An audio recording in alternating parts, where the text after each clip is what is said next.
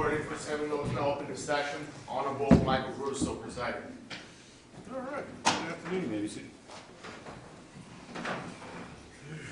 We all set up and ready for the jury? Yes, Your Honor. Okay, let's bring in those.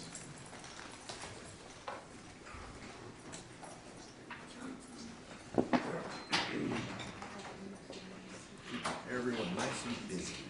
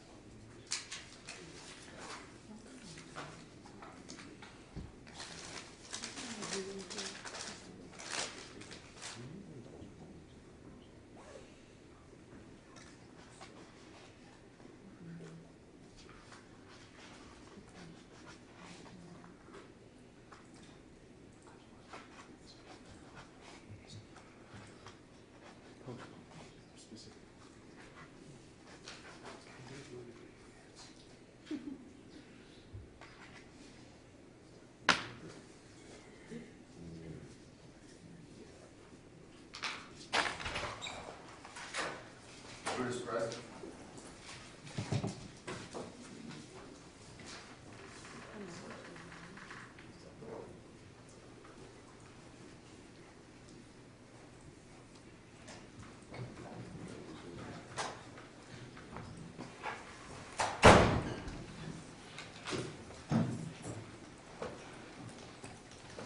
All right, we'll let the record reflect the presence of the jury. Members of the jury, welcome back from lunch. Did you all have a good lunch? Yes. Awesome. Excellent. Nobody had any issues following the instructions I gave you at the beginning of the case, right? All right.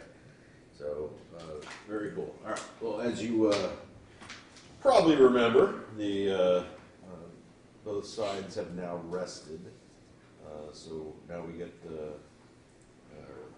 to do closing arguments.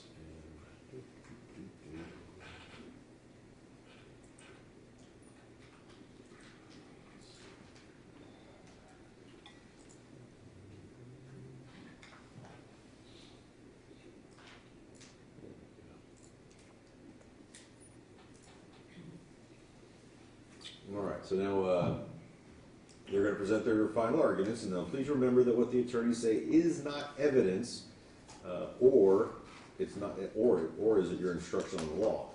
However, do listen closely to their arguments. They are intended to aid you in understanding this case. Each side will have equal time, but the state is entitled to divide this time between an opening argument and a rebuttal argument after the defense has given its closing argument. So, state, defense, and then the state can choose to do the rebuttal argument. Okay? So with that, state, are you prepared to proceed? Yes, Your Honor. Thank you.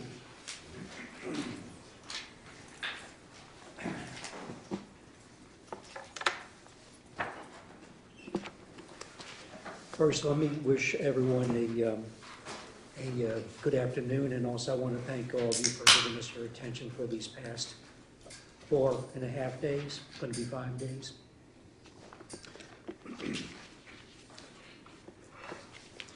What I'd like to do is I'd like to start out my closing argument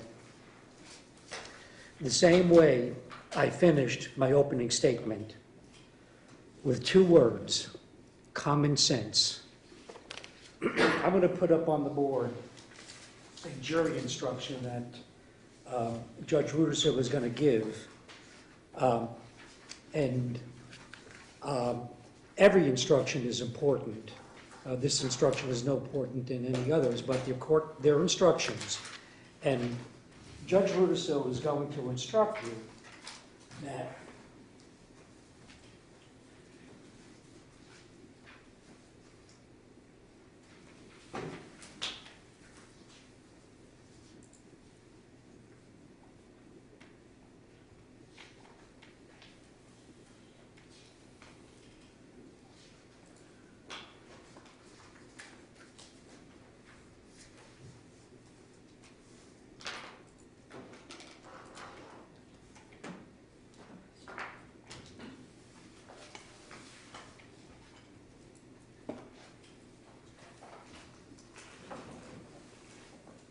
you should use your common sense in deciding which is the best evidence and which evidence should not be relied upon in considering your verdict. And you're going to, throughout this closing argument, hear me use the words common sense. That's going to be a theme throughout the closing argument. So I want to start out by first pointing something out to you in the jury instruction. And by the way, you're going to get a copy of these instructions to take back. I mean, I'm going to talk about them. I mean, please give me your attention as you hopefully and will give to defense counsel. But don't feel you need to commit this to memory. You're going to get a copy. Each one of the jurors will go back. They're going to get a copy of the jury instructions. One instruction I want to start out with that you're going to see towards the very beginning, and it's called Introduction to Homicide. And there's a reason why I'm going to point out this instruction. It talks about two things. And once again, you're going to have a copy of these instructions, but it talks about justifiable homicide and excusable homicide. I know that it's very blurry. And the reason why I put that up is, well, justifiable homicide is basically self-defense. Excusable homicide is basically, with every death does not result in a criminal charge. There are some cases where there's a simple negligence involved, there's a traffic crash, someone dies. Basically, excusable homicide is a death that's the result of an accident. Now, I'm going to talk more about the accident later on, but when you see this jury instruction, and it doesn't really quite fit this case, and you'll be asking yourselves, why are we getting an instruction on self-defense? Why are we getting an instruction on excusable homicide? I mean, what does that have to do with this case? Because when you see the instruction, it's not going to really fit this particular case. And the reason is that in every single homicide case, the law requires, whether it be murder, first-degree murder, DUI, manslaughter, vehicular homicide, the law requires that that instruction be given. So that's why you're going to see that instruction, but it really doesn't fit and apply to this case. Now, what I want to do is I want to go over and start out by discussing each of the counts that the defendant is charged with and the elements of each of the offenses. And when I say elements, every crime is defined by what are called elements. There are some crimes that have one or two elements. There are others that have several elements. But it's the definition of a crime that is made up by what are called elements. So what I want to do is I want to talk about the crimes, the charges, the offenses that the defendant is charged with. And it's leaving the scene of a crash resulting in death. There are two counts of that. DUI manslaughter, there are two counts of that. And vehicular homicide, there are two counts of that. And leaving the scene of a crash involving death has four elements. I'm going to put it up on the jury, on the overhead. Of course, it's impossible for anyone to see it.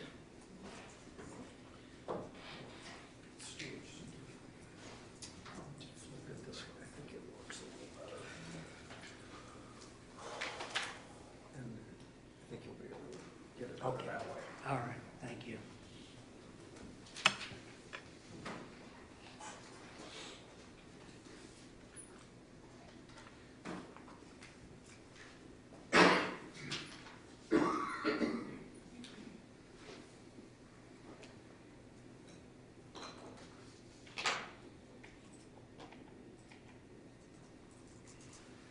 Right here.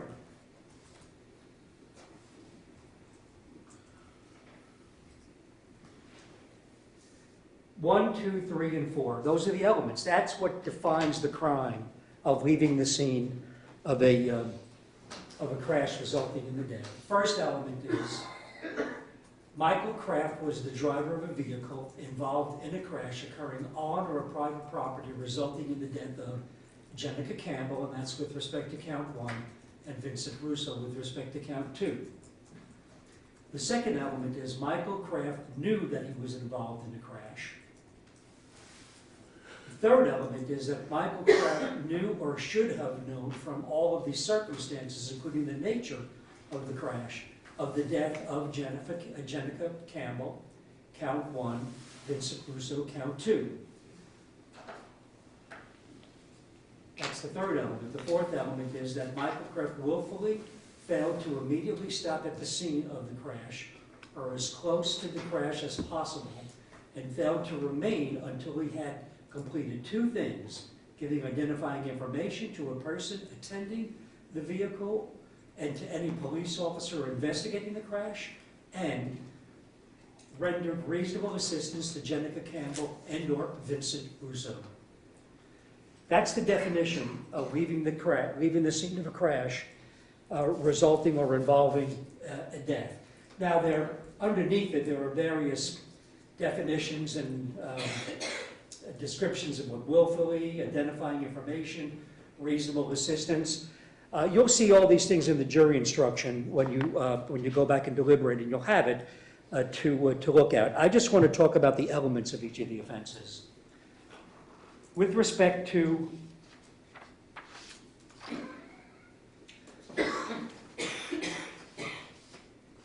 DUI manslaughter, driving under the influence manslaughter. This particular crime has 3 elements.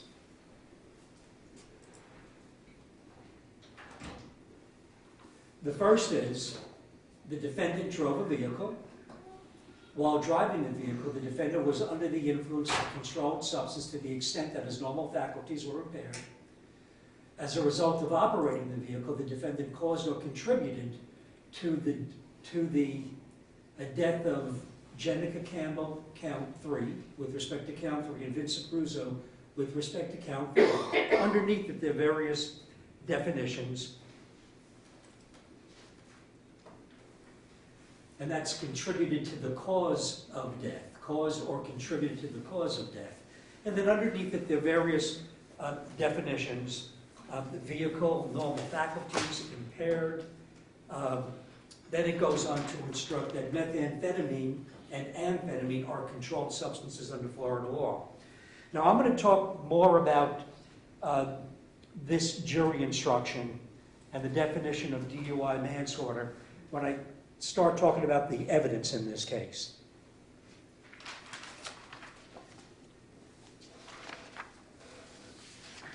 Count 6 and 7.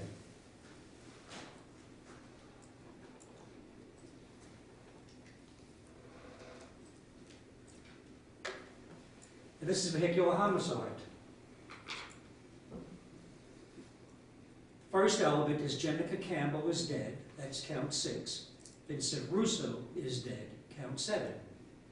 Unfortunately, that's a given fact in this case. The second element is that the death or death was caused by the operation of a motor vehicle by the defendant. And the third element is the defendant operated the motor vehicle in a reckless manner likely to cause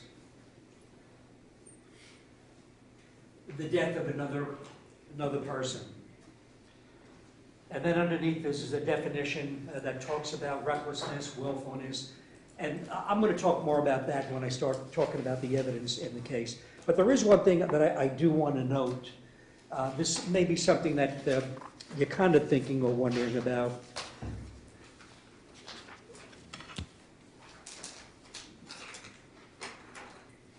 There are 4 homicide counts in this case: DUI manslaughter, vehicular homicide, vehicular homicide. Yet there are 2 deaths. They're all separate crimes.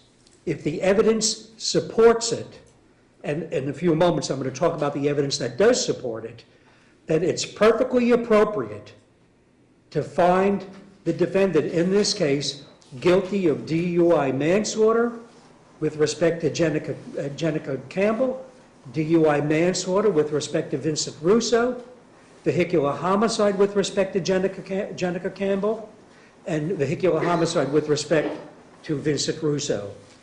So even though there are 2 deaths involved in this case, if the evidence supports it, and I'm going to talk about that, it is perfectly legal, and you should find the defendant guilty of the 4 homicide counts. That's something that I want to impress upon you, please. Now, let me talk about the evidence in this case.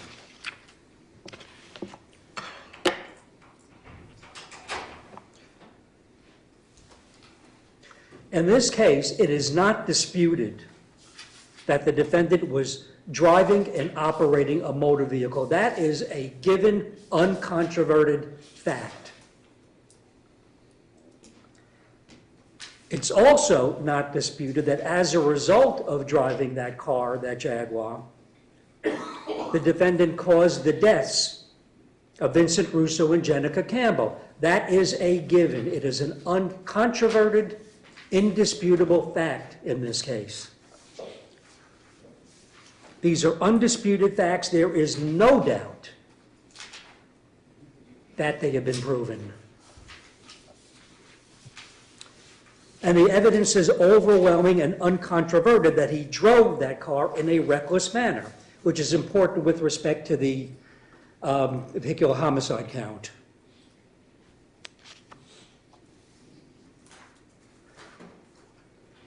So this case comes down to answering 2 questions, one of which has clearly been established by the evidence, and the other has not been nearly proven by the evidence. And what I mean by that, keep in mind, the defense has the burden of proving insanity. I'm going to talk all about that in a couple of moments. The defense has the burden, and they have not come close to that, and I'm going to talk about why they haven't. But first, let me talk about the impairment. And that is an element in the DUI manslaughter counts.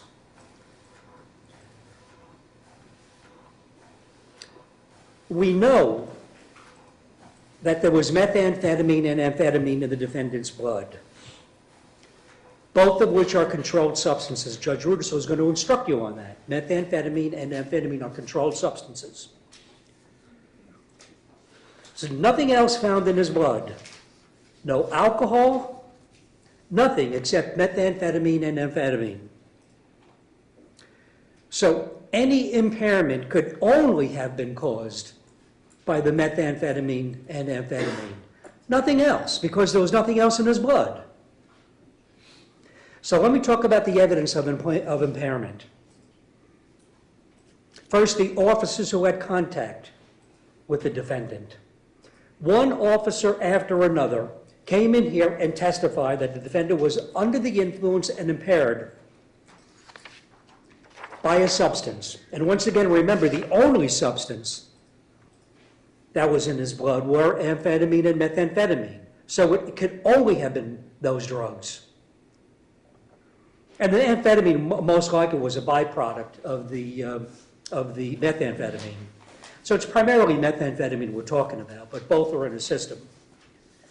Christopher French, Sanford Police Department, Officer Sean Hill, Deputy Kimberly Roche, Officer Gerald Cusimano, who's now with the Volusia County Sheriff's Office, Officer Jose Salgado with the Sanford Police Department, Ashley Eller, former officer with the Apopka Police Department.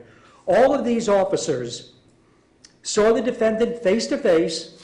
They were present with the defendant immediately after Vincent and Jenica were killed by the defendant, and the hours after, unlike Dr. Buffington. I'm going to talk about Dr. Buffington later on. Each physically saw the defendant, were close to him, They saw his demeanor, his physical characteristics, how he appeared. They were right there in a much better position than Dr. Buffington. And once again, I'm going to talk more about Dr. Buffington. Each officer, just by virtue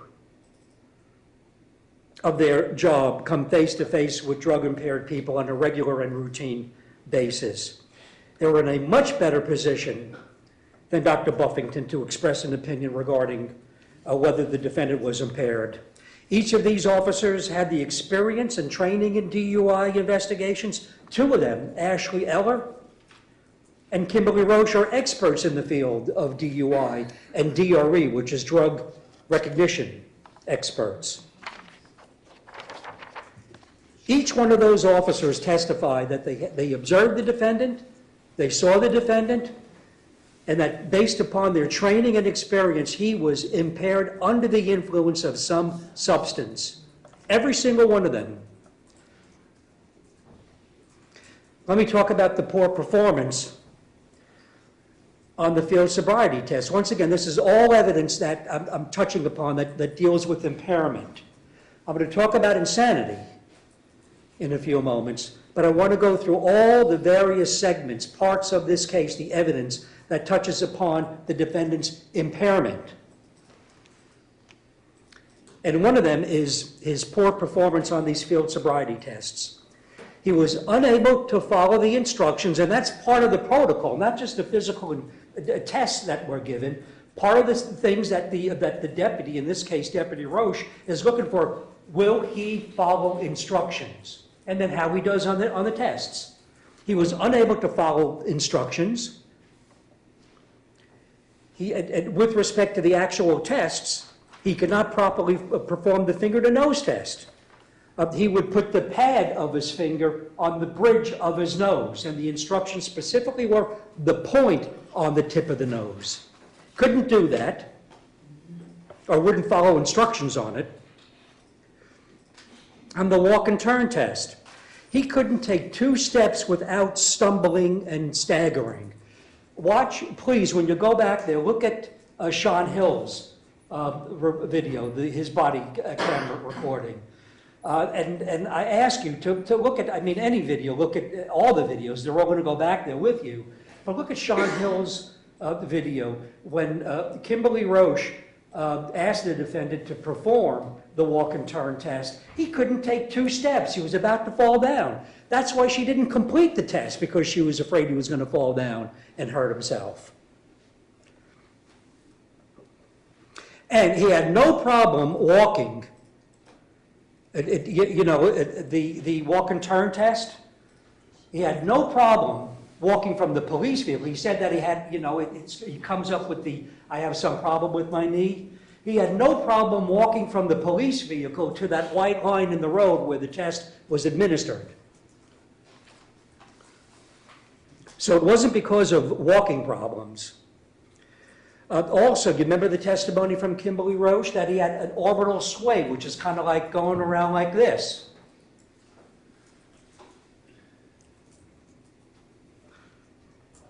And on that, the test that required him to go backwards from 74 to 44, he miscounted a couple of numbers. When he got to around 55, 53, 54, he miscounted a couple of numbers. Not terribly bad, but he miscounted. But one of the things I want to point out to you, and I'm going to talk more about this as we go on, is you please consider each segment, each item of evidence in conjunction with all of the evidence, not in isolation.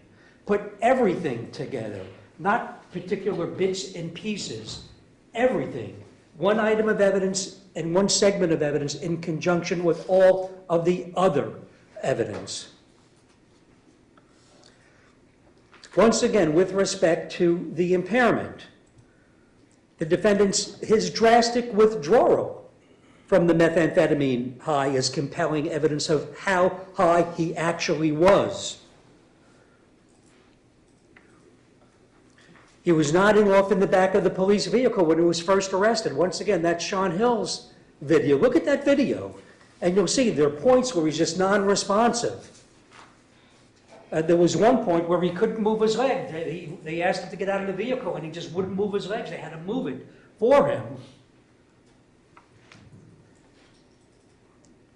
He was sleeping and nodding off in that hospital room with Ashley Eller and Kimberly Roche.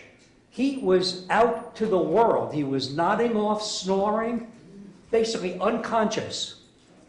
Once again, evidence of being on a very, very high methamphetamine high and then crashing. All this evidence of him nodding off, sleeping, not being able to stay, being unconscious, all of that is evidence of the high that he was on previously.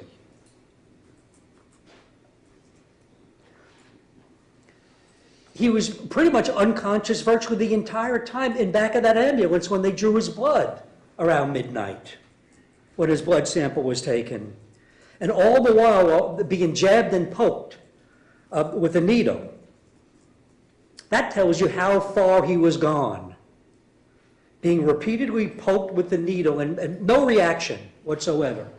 Every now and then, occasional twitch of his feet. Please look at that video. What does your common sense tell you about all of these things? Once again, common sense, his poor performance on the field sobriety test, his absolute crash afterwards. What does your common sense tell you about all of these things? That he was on an extreme methamphetamine high.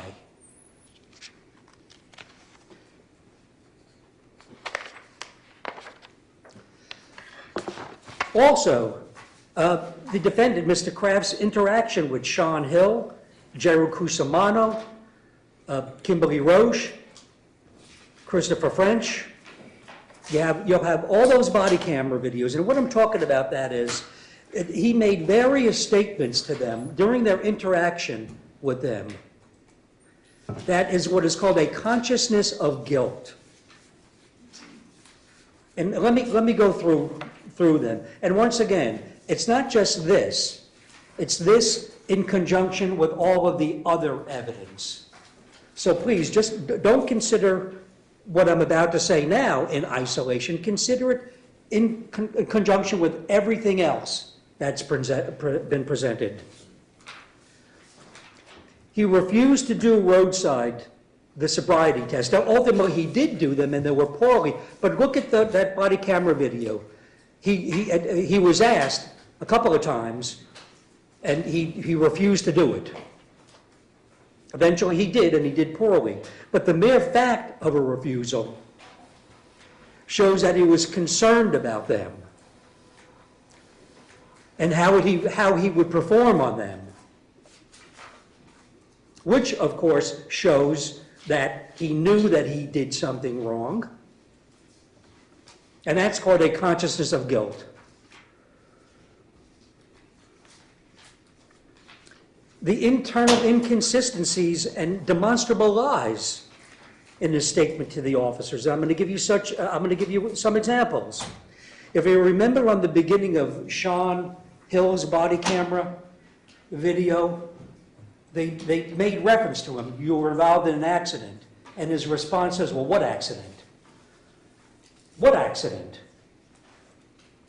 Well, later on, when he starts talking, he says, well, I was hit from behind by some vehicle, which kind of caused me to go through the fence. Well, which one is it? Is it what accident that you're talking about? Or is I was hit from behind by another vehicle?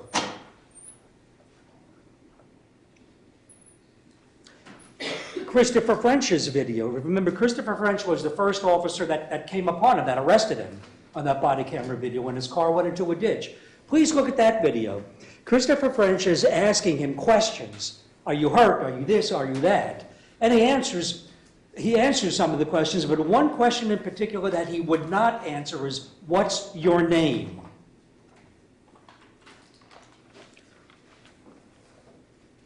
He didn't answer that question. I think, and you look on the video to confirm it, but I think that video shows he asked him twice, what's your name? And he wouldn't answer that question. Once again, that's something that shows he didn't want to identify himself, which is another consciousness of guilt.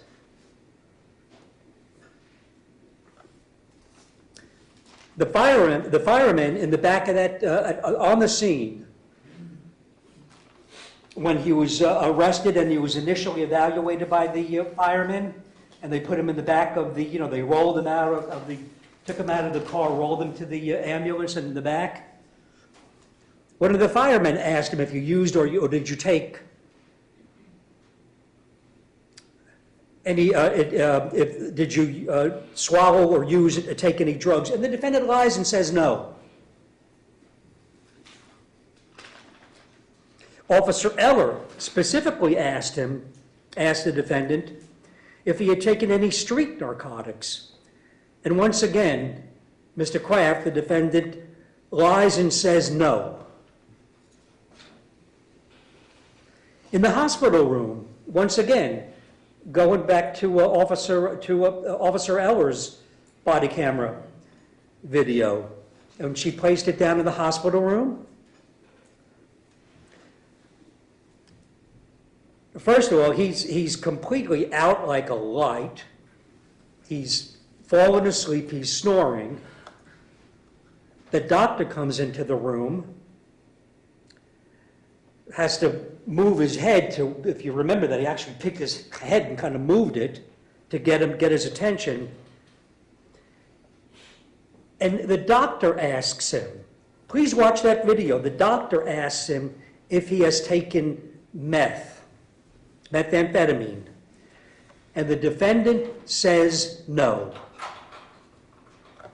The doctor even makes an observation, and he says that the defendant is in an altered state. I urge you to watch that body camera video from Ashley Eller in the hospital room. The doctor even suspected or knew that he was high, that there was something wrong with him. He asked him, are you in an, he actually said, you're in an altered state.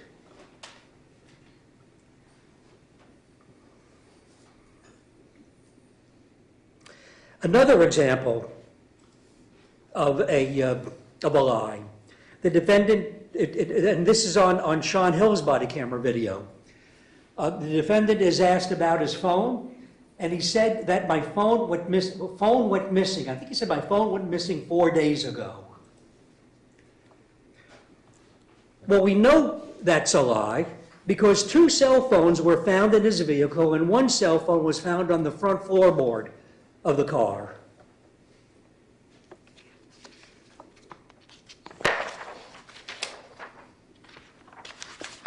And significantly, and I'm going to talk more about this when we talk about the claimed insanity. When Mr. Kraft is told, the first time when he's told that he's under a criminal investigation, his response is, and I'm quoting, "If I am legally incapacitated, how can I be charged with anything?" That question shows a calculated and contriving mind that knows he just did something wrong and is now trying to get out of it. That's called a consciousness of guilt.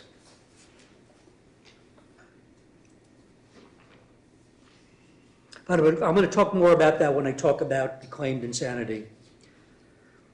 Dr. Bruce Goldberger's testimony. And once again, I'm now talking all about the evidence that supports the defendant being impaired. Dr. Bruce Goldberger, an experienced, eminent forensic toxicologist, 30 years the director of the Forensic Toxicology Laboratory of the University of Florida. He testified for both the state and the defense. He's not getting paid 1 cent for his time. That goes to the University of Florida.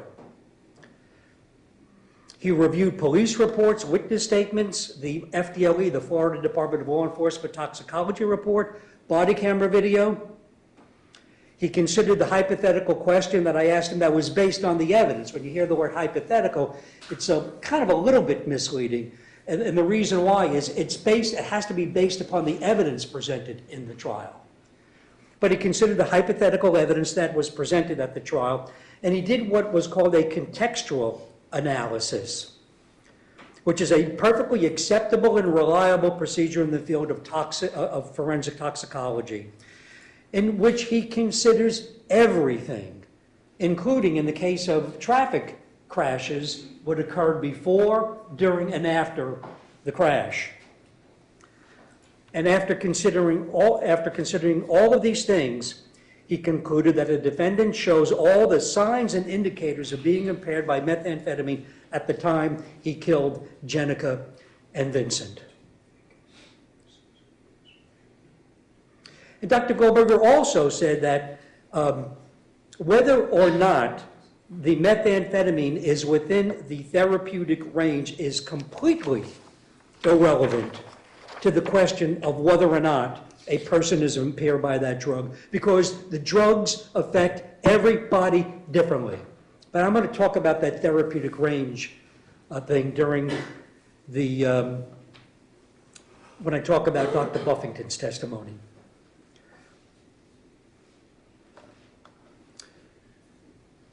Dr. Goldberg also talked about what's called the half-life of methamphetamine.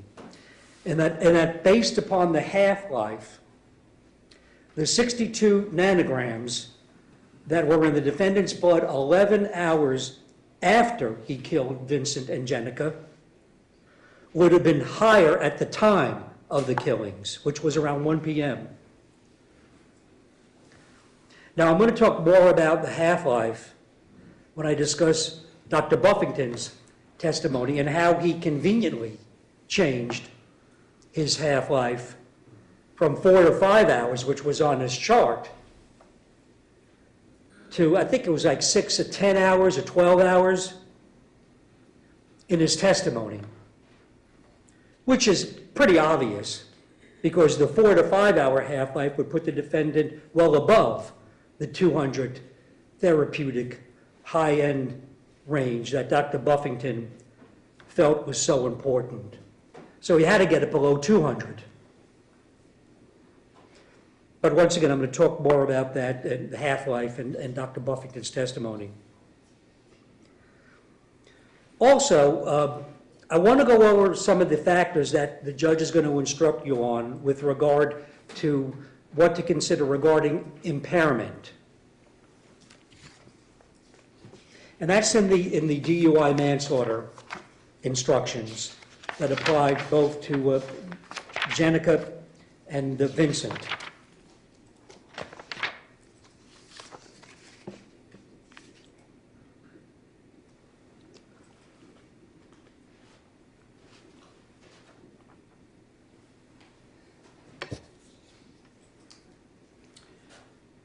Can we lower the lights on?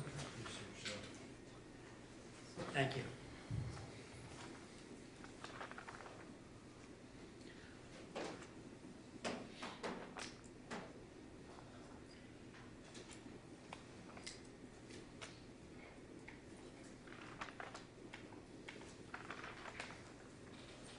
Now, it's very blurry, but once again, you know, you're going to take these, you'll have a written copies, each one of you, of these jury instructions when you go back.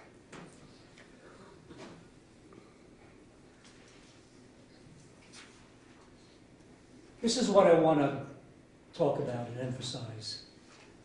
Normal faculties.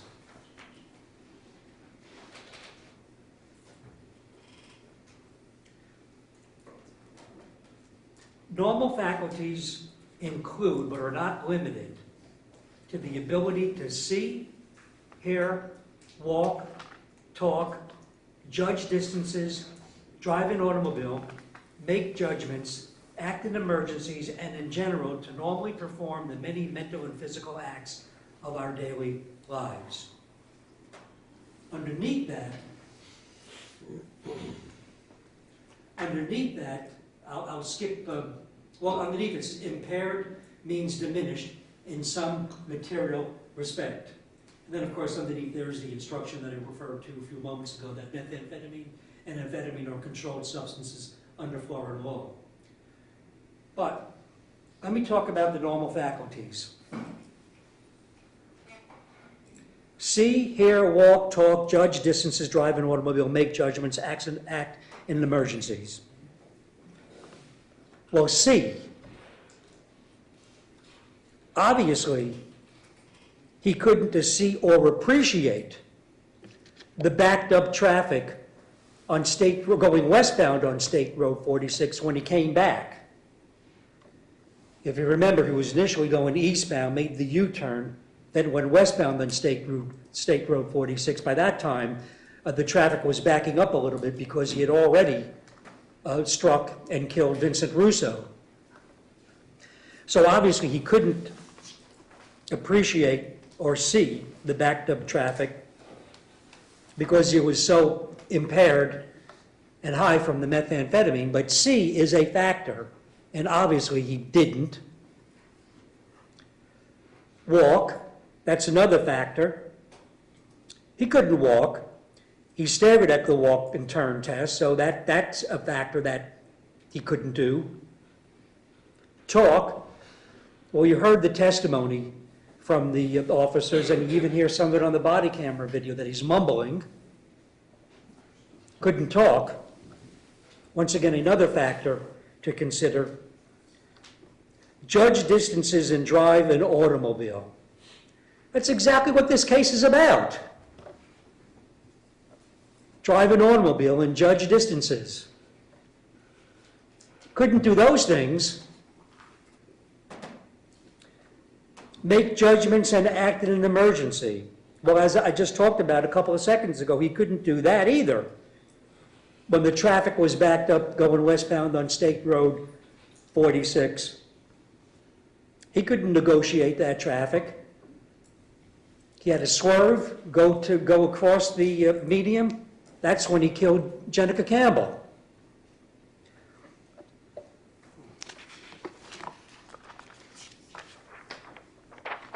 Then he went through the fence. So obviously he couldn't make judgments and act in an emergency. Underneath that, it says impaired means diminished in some material respects. All of the above things that I just talked about, the things just a moment ago, were diminished in some material respect. Certainly his ability to drive, make judgments, and act in an emergency were impaired in a material respect. So once again, the common sense. What does your common sense tell you? Was he impaired? And of course common sense tells you that he was impaired, and the only thing that he could have been impaired by was that methamphetamine, because there was nothing else except the amphetamine, which was just a byproduct of the methamphetamine. That's the only thing that could have caused all of this. So he was impaired. Now, let me talk about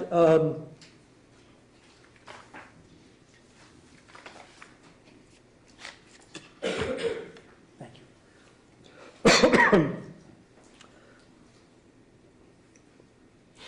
The defendant's claimed insanity.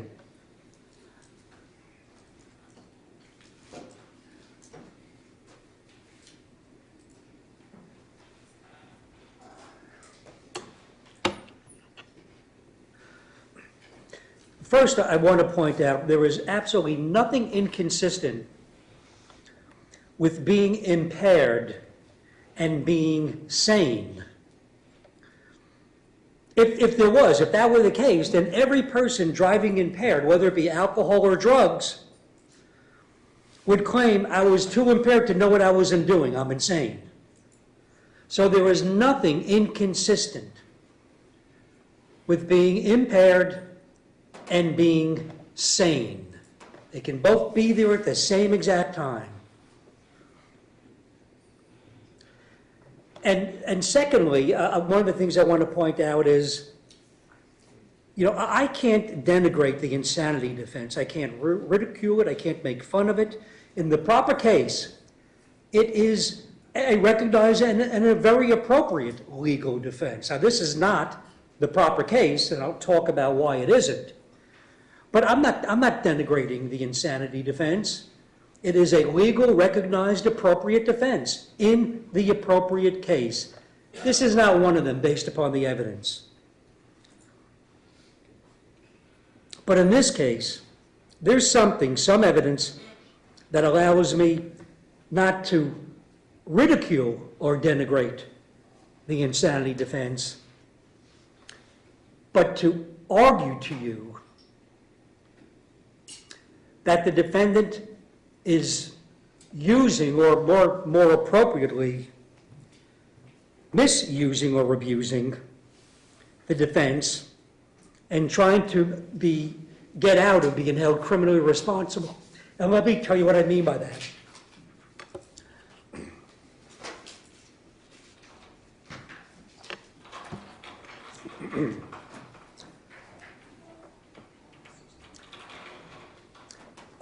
If I am legally incapacitated, how can I be charged with anything? Once again, I'm not denigrating the defense. I'm not ridiculing the defense. I'm not making fun of the defense. That statement there, the very first thing he says when when the very first time he's informed that he's now under a criminal investigation, the very first thing he says, if I'm legally incapacitated, how can I be charged with anything? That shows you that he's thinking about using the insanity defense to get out of it, to excuse himself, to avoid responsibility for a crime that he had just committed.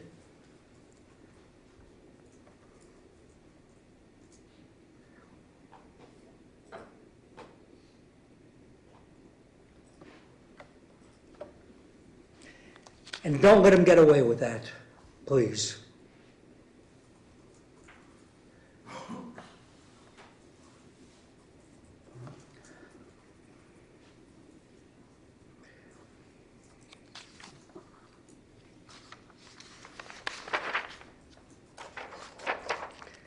Now, what I want to talk about is the insanity defense. A couple of things that I want to emphasize.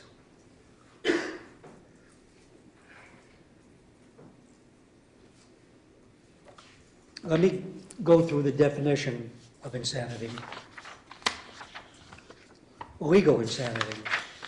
And then I want to emphasize a couple of things about it.